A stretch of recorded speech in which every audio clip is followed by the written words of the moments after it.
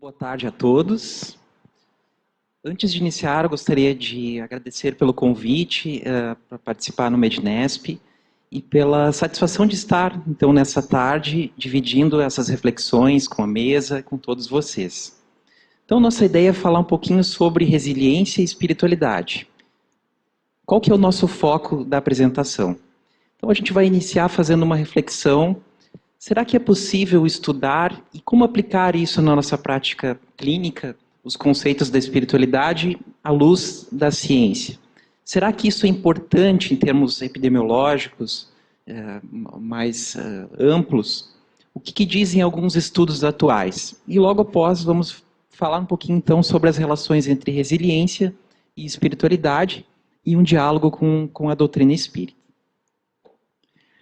Então a gente inicia com esse olhar que Allan Kardec já nos trazia, desse importante diálogo que precisa existir entre o espiritismo e a ciência, que são duas grandes diretrizes que se complementam. A ciência, como dizia Kardec, sem o espiritismo, se acha na impossibilidade de explicar certos fenômenos pelas leis da matéria. E ao espiritismo, sem a ciência, faltaria um apoio e comprovação. Então, a nossa ideia é seguir nesse diálogo, nessa reflexão, aprofundando o nosso entendimento nessas duas grandes áreas.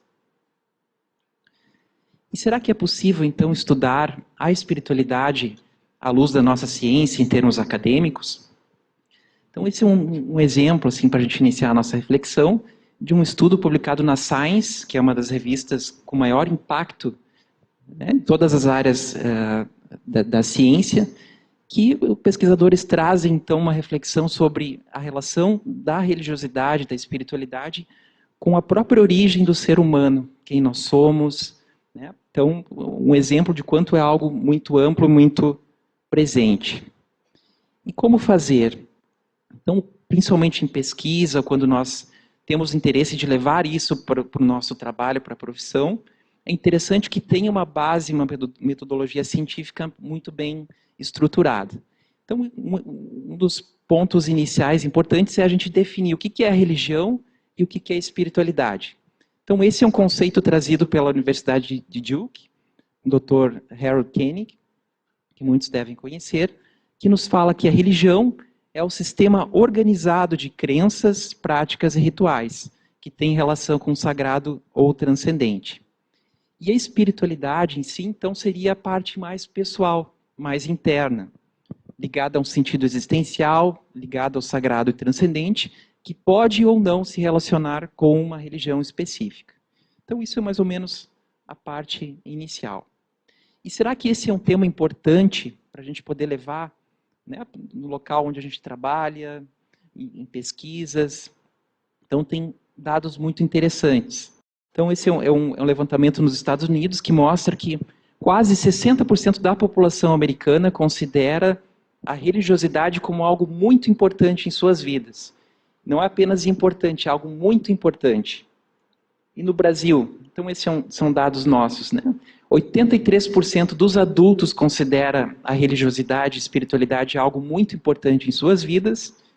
E um dado muito impressionante é esse, que 73% dos adolescentes também consideram esse tema algo muito importante.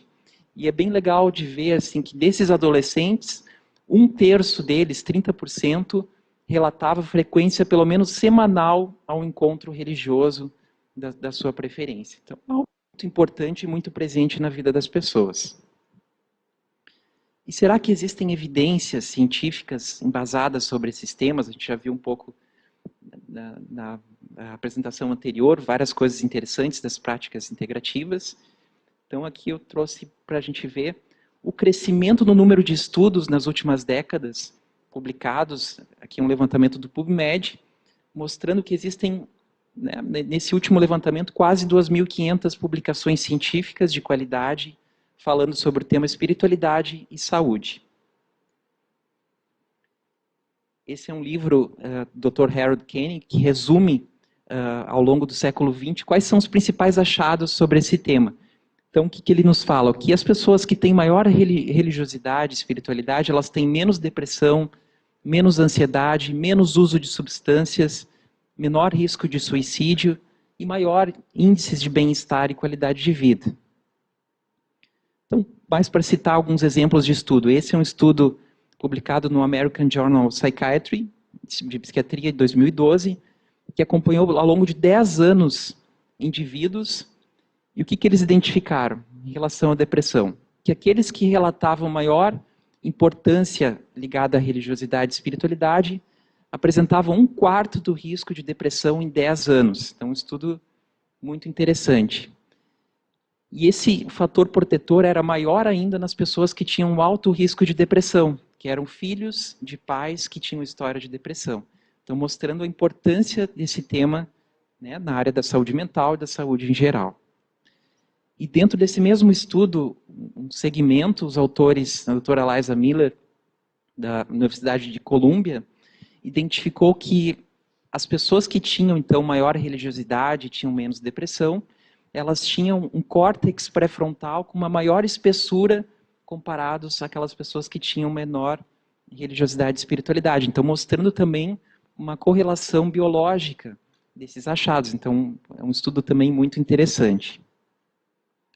E no ano passado, nós tivemos esse outro estudo publicado no JAMA Psychiatry, pelo grupo de Harvard, que também foi um estudo com quase 100 mil mulheres nos Estados Unidos, mostrando que as pessoas, né, que apresentavam uma frequência a um grupo religioso de pelo menos uma vez por semana, que a gente pode ver na terceira coluna, elas tinham um risco de suicídio ao longo da vida muito menor, comparadas às pessoas que nunca tinham frequência a um grupo religioso ou uma prática ligada à espiritualidade. Então, mais um dado que nos fortalece a importância desse tema.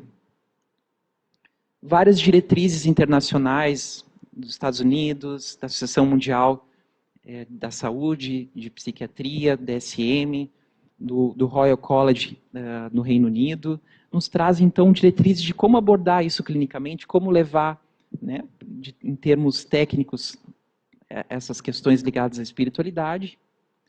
E a gente entra um pouquinho mais na resiliência. Será que a espiritualidade poderia ter um papel positivo, então, nas situações de trauma e adversidade?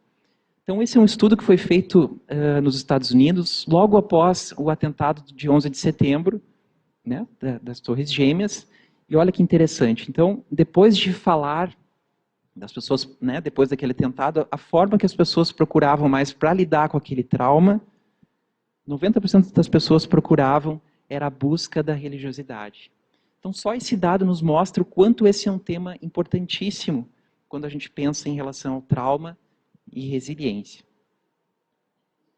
O que é a resiliência? Então, resiliência é um termo que surgiu no século XIX, o médico, filósofo e físico Thomas Young, e ele trazia então a ideia de que a resiliência era uma propriedade de materiais capazes de acumular energia sob tensão e retornar ao normal sem ruptura. É o efeito da mola que todos nós conhecemos, que recebe uma tensão e é capaz de retornar ao normal. Envolve então conceitos de tensão, deformação, a elasticidade e a plasticidade.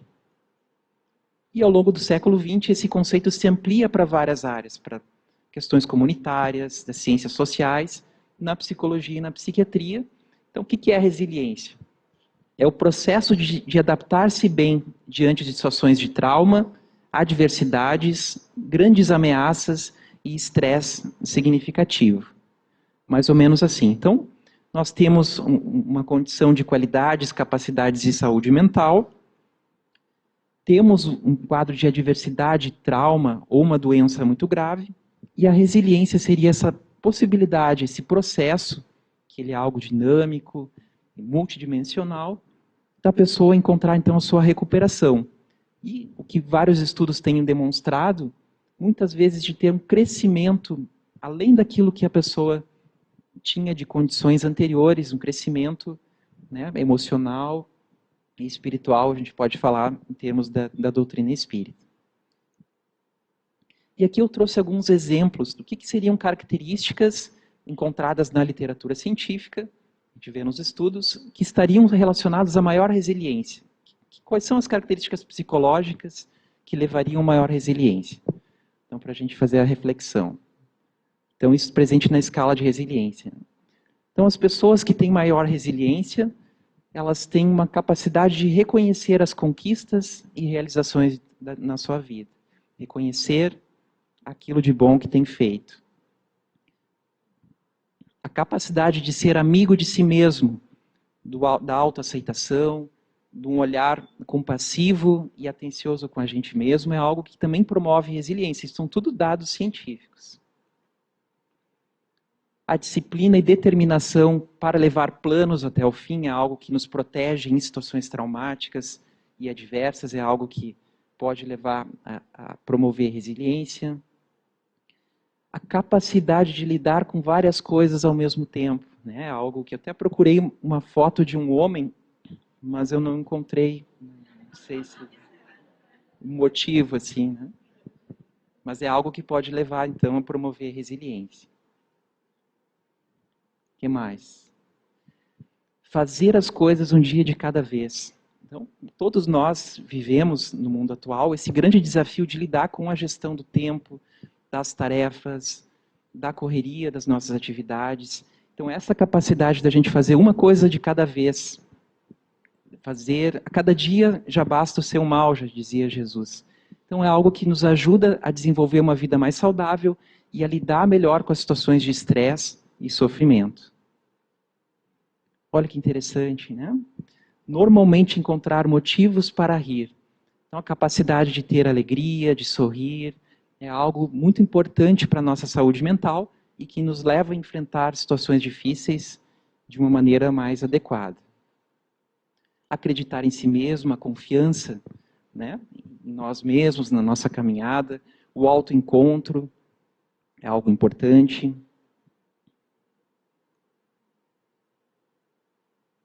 A flexibilidade para olhar uma situação de diversas maneiras como é algo importante. A gente ter essa capacidade mental de reavaliar o nosso caminho, os nossos posicionamentos, até o perdão, ele entra um pouco muito ligado à flexibilidade, o auto-perdão e o perdão, né, quando nós estamos numa situação adversa em relação ao outro. Obrigar-se a fazer algumas coisas querendo ou não. Eu não sei se vocês já passaram por essa situação, a gente é lá do Sul, o Gilson também, então de manhã acordar no frio, né? E a gente soube que teve um frio muito intenso aqui no Rio de Janeiro nos últimos dias, de 20 graus, assim, muito frio. Então, as pessoas naturalmente devem ter passado por algo parecido, né? Então, obrigar-se a fazer algumas coisas, a gente querendo ou não, é uma capacidade do espírito que nos leva a ter, então, maior resiliência.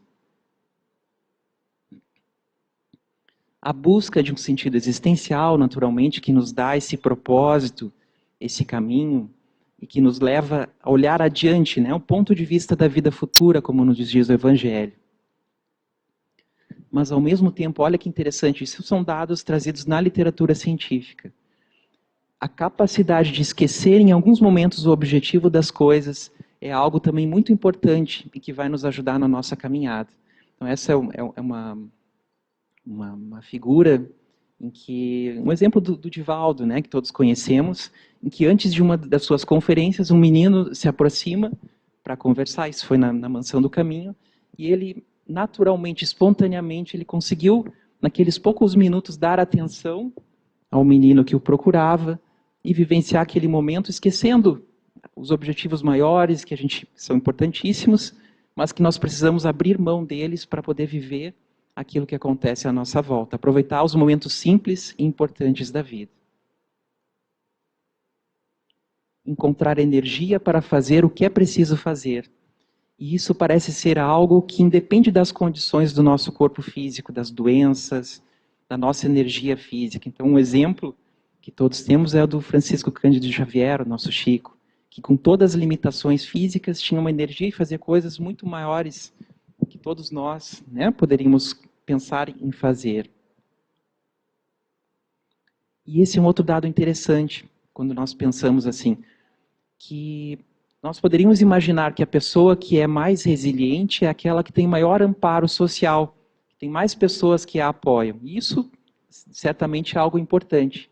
Mas a literatura científica nos traz o seguinte, que as pessoas que têm maior resiliência são o contrário, são aquelas que tem a condição de ajudar o outro, do altruísmo. Então, ser alguém em quem os outros possam contar em uma emergência, esse é o item das escalas, é algo que nos traz resiliência. Então, a capacidade de olhar ao outro e ser um apoio ao outro é algo que nos traz a condição de resiliência. Não insistir em coisas com as quais nada se pode fazer. A capacidade de abrir mão das coisas que estão no desapego, que nós não temos como mudar, é algo importante no processo de resiliência. E, por fim, uma outra característica, aceitar que podem existir pessoas que não gostam de mim. Então, é a autoestima, a confiança e essa ligação com o nosso propósito consciencial, independente daquilo que ocorre à nossa volta. E que é algo diferente do orgulho, em que a pessoa se afasta do outro por uma condição de narcisismo, de grandiosidade. Na humildade verdadeira, nós temos a condição de chegar à sintonia com o nosso caminho, independente daquilo que acontece, dos elogios e das críticas que vêm de fora. Então, aceitar que podem existir pessoas ou situações adversas e de que nós não vamos ser aceitos e agradar sempre, é algo que nos traz resiliência. Então, esses são os itens que a gente passou rapidamente e que nós... esse é um exemplo de um estudo que foi feito em Porto Alegre, em que nós avaliamos em pacientes com depressão internados no hospital psiquiátrico se a religiosidade e a espiritualidade elas poderiam influenciar esses itens relacionados à resiliência. Essa era a nossa hipótese. Será que a religiosidade intrínseca, que tem a ver com a espiritualidade, com a fé, a crença, poderiam impactar a resiliência nas pessoas que estavam com depressão no hospital? Então, um estudo muito maior, mas nós trouxemos o resumo dele aqui para a nossa discussão. E qual foi o nosso achado? Então, na coluna da direita, as pessoas que relatavam que tinham uma religiosidade intrínseca alta, que tinham maior fé, maior espiritualidade, elas apresentavam níveis de resiliência, uma maior pontuação naqueles itens, comparados às pessoas com depressão também, que tinham uma religiosidade intrínseca baixa. E além desses fatores, as pessoas que tinham uma religiosidade maior, tinham maior qualidade de vida, uma maior amplitude de melhora dos sintomas de depressão e menos tentativas de suicídio ao longo da vida. Então esse foi um estudo nosso aqui brasileiro, mostrando então uma forma de avaliar essa questão da resiliência numa população clínica. E um dado que ainda não está publicado, mas foi apresentado num congresso da EPA no Canadá, que a gente está em processo de publicação, é que nós encontramos um achado muito interessante em relação a um um marcador biológico, que é o BDNF, o marcador cerebral, de neuroplasticidade. Então, assim, a pessoa que se recupera da depressão, ela precisa passar por um processo de neuroplasticidade, de readaptação cerebral. E o que nós encontramos nesse estudo?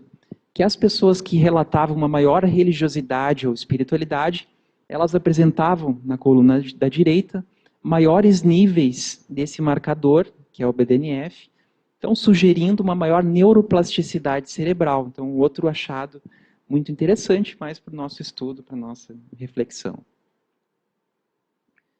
Encerrando, então, a nossa parte, nós podemos refletir, então, à luz da doutrina espírita, à luz do paradigma médico espírita, do quanto o nosso desenvolvimento espiritual, a nossa trajetória enquanto espíritos, vai ter a capacidade de nos promover a nossa condição de resiliência, de nós podermos cada vez mais enfrentar situações adversas e passar por elas da melhor forma possível. E como nos diz o Evangelho segundo o Espiritismo, a perspectiva de que essa vida, por que todos nós passamos, é uma oportunidade, uma breve permanência, e de que a vida futura é o ponto central da nossa trajetória e dos ensinamentos do Cristo, pode ser algo que nos ajuda a desenvolver esses processos todos da resiliência e estarmos preparados, digamos assim, para enfrentar bem os desafios que estão à nossa volta. E encerrando, né, com uma mensagem do Chico Xavier, pelo Espírito Alta de Souza. Esse é um texto muito interessante, muito bonito, que nos traz aquela questão do olhar ao outro e do serviço, né, espiritual como um grande recurso na nossa caminhada, capaz de desenvolver a nossa resiliência e lidar com as adversidades. Então, é um poema do Espírito Alta de Souza que fala alguém na estrada. Alguém te espera o amor, estrada fora. Seja o dia translúcido ou cinzento, para extinguir a sombra e o sofrimento nas empedradas trilhas de quem chora. Não te detenhas, vem, o tempo é agora. Há quem te arrase ao temporal violento, e corações ao frio, à noite e ao vento, ante descrença que se desarvora. Vem a estrada do mundo, ampara e ama, esclarece e consola, alça por chama, próprio coração, fraterno e amigo. Esse alguém é Jesus que te abençoa. Trabalha, serve, esquece-te, perdoa, e o Mestre amado seguirá contigo. Muito obrigado.